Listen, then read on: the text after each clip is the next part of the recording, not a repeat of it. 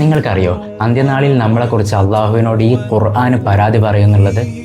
അള്ളാഹുവെ, ഇയാൾ എന്നെ അലമാരയിൽ വെച്ച് പൂട്ടി വെച്ച് അവഗണിച്ചവനാണ്, അതുപോലെ തന്നെ വെറും വായന മാത്രം നടത്തി എന്നെ തീരെ അവഗണിച്ച് കളഞ്ഞവനാണ് എന്ന് ഖുർആൻ പറയുന്ന ഒരു അവസ്ഥയെക്കുറിച്ചൊന്ന് ആലോചിച്ച് നോക്ക്. നമ്മൾ ഈ ഖുർആൻ ഓതി തീർക്കാൻ വേണ്ടി നെട്ടോട്ട് ഓടുന്ന സമയത്ത് നമ്മുടെ ഹൃദയത്തിലേക്ക് ഖുർആൻ ഇറങ്ങി ചെല്ലാറുണ്ടോ? നമ്മൾ ഖുർആനിനെ ഒരു ഓട്ട മത്സരം പോലെയാണ് കാണുന്നത്. ഞാൻ ഇത്ര പേജ് ഓതി തീർത്ത്, അതുപോലെ തന്നെ ഇത്ര ജുസ് ഞാൻ ഓതി തീർത്ത് എന്നൊക്കെ ആളുകളുടെ മുമ്പിൽ പറയാൻ വേണ്ടി വളരെ ആവേശമായിരിക്കും അല്ലേ? പക്ഷേ നബി തങ്ങൾ പറഞ്ഞിട്ടുണ്ട്, അള്ളാഹുവിൻ്റെ വചനങ്ങൾ നമ്മൾ ഓതുന്ന സമയത്ത് അത് നമ്മളെ ഹൃദയത്തിൽ തറയ്ക്കണമെന്നാണ്. അർത്ഥം പോലും അറിയാതെ 30 ജുസ് ഓതി തീർക്കുന്നതിനേക്കാൾ എത്രയോ നല്ലതാണ് നമ്മൾ അർത്ഥം മനസ്സിലാക്കിക്കൊണ്ട് വെറും ഒരു പേജ് ഓതുക എന്നുള്ളത്. അതുകൊണ്ട് ഇന്ന് മുതൽ ആ ഓട്ടം ഒന്ന് നിർത്തുക. എന്നിട്ട് നമ്മളെ ഖുർആൻ എടുത്തിട്ട് അതിൽ നിന്ന് ഒരു പേജെങ്കിലും ഒരു പേജ് അർത്ഥം മനസ്സിലാക്കി തഫ്സീറിലേക്ക് ഇറങ്ങിച്ചൊന്നൊന്ന് ഓതി നോക്ക്. ചിന്തിക്കുന്നവർക്ക് ദൃഷ്ടാന്തമുണ്ട് എന്നുള്ള പറഞ്ഞതുപോലെ നമ്മൾ ഈ രീതിയിൽ ഓതിക്കഴിഞ്ഞാൽ നമുക്കും എന്തെങ്കിലുമൊക്കെ ദൃഷ്ടാന്തം കിട്ടുന്നുള്ളതാണ് സത്യം.